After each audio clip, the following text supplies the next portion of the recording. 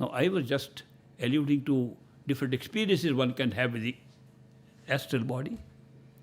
One can have much bigger experiences with the mind alone. And it is open to us. We'll understand what all we have inside us. We are confined to such a small slice of experience available to us just by sitting in the physical body and saying that's all we have. I tell you, if you ask me, the greatest miracle I have seen is a miracle that we have a human body. Because in no other form can I see this possibility of having these experiences except in a human form.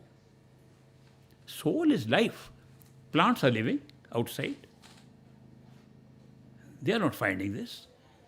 Animals, birds, big and small, all have life. All have soul. Same soul. Form is confining them. What happens in a human form? In a human form, we have ignorance. Big benefit. Ignorance of the future. Ignorance of what is predetermined. So we think we are determining now. This creates a great experience called free will. If we knew the future, there will be no free will. We'll know it's already there. We are going to go that way anyway. Sometimes people associate free will with outside events, that we can change them. A man came to me, my destiny says I have to go to that place. It's all planned. I'm changing it. I've changed. With my free will, I've changed my destiny. I said, go inside and see the destiny. It's all pre-written in the causal plane. You know what the destiny will say? That you will speak these words. I am destined to go there. Now change my mind. It's predestined to think like that. We think change by thinking is predetermined.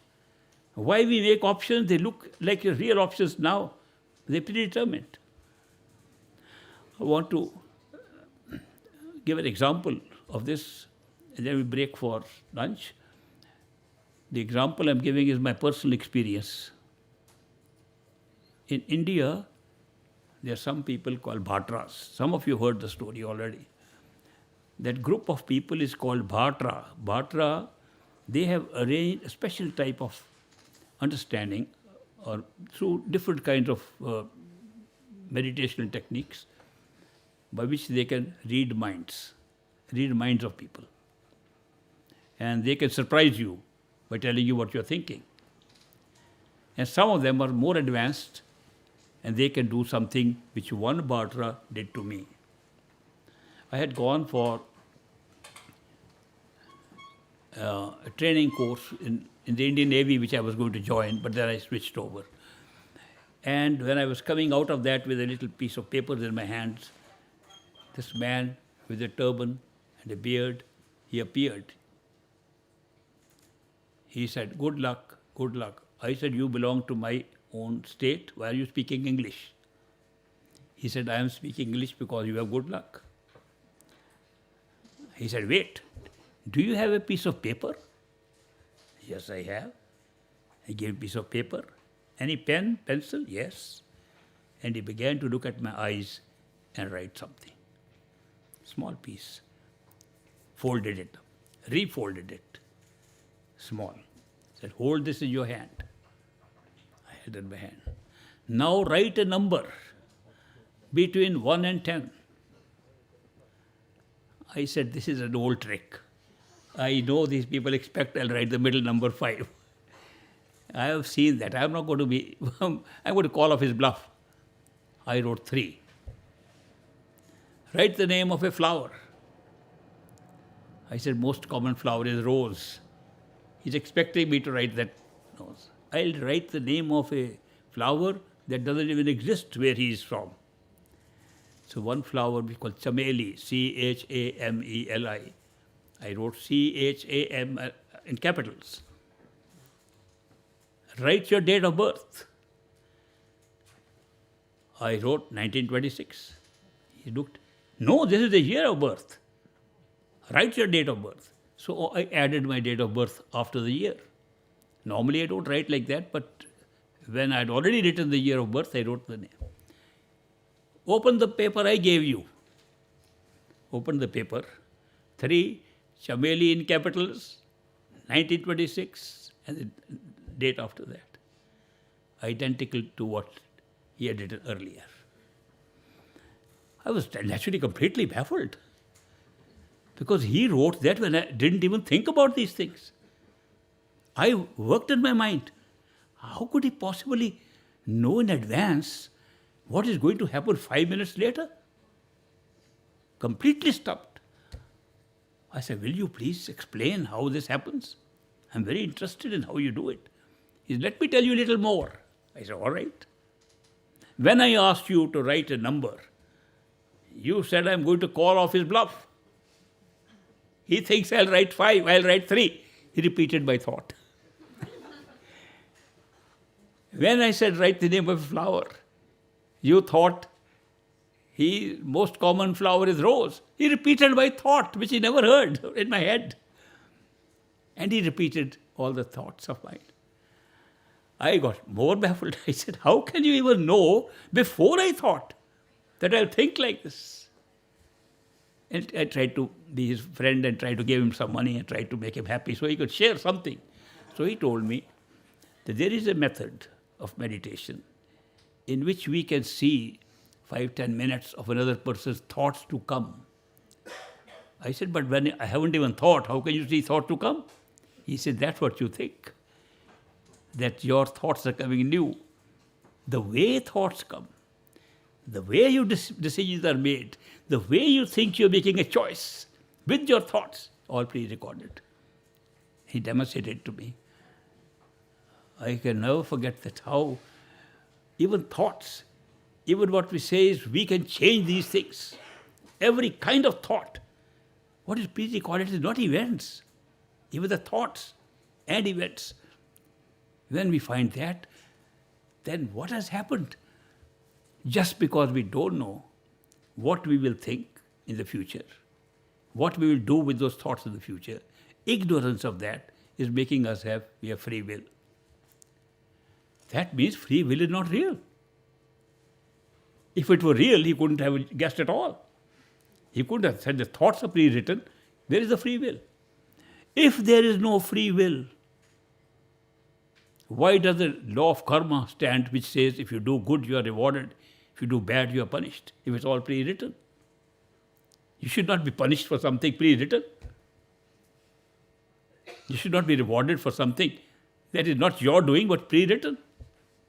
Predetermination is a great clash with moral values. It clashes with everything that we have been understanding about life and ethics and so on. How do you justify it? Well, the justification comes when we can go further in advancement in our meditation and discover nobody else wrote it, we wrote it. No other conscious being was there sitting to make our destiny, we made it. And we can also find the place where we made it. In fact, we made all the destinies, each one of us. There's no each one of us later, but right now we're each one of us. Each one of us has made all the possible destinies that exist. And we picked up one just for experiencing one time. That's an interesting thing. It's like inducing a dream and saying, I'm going to dream something up and down. Doesn't matter what the dream is, we wake up to the reality. It doesn't matter what the destiny was if we are going to wake up to saying, we just made it for an experience, which is the truth.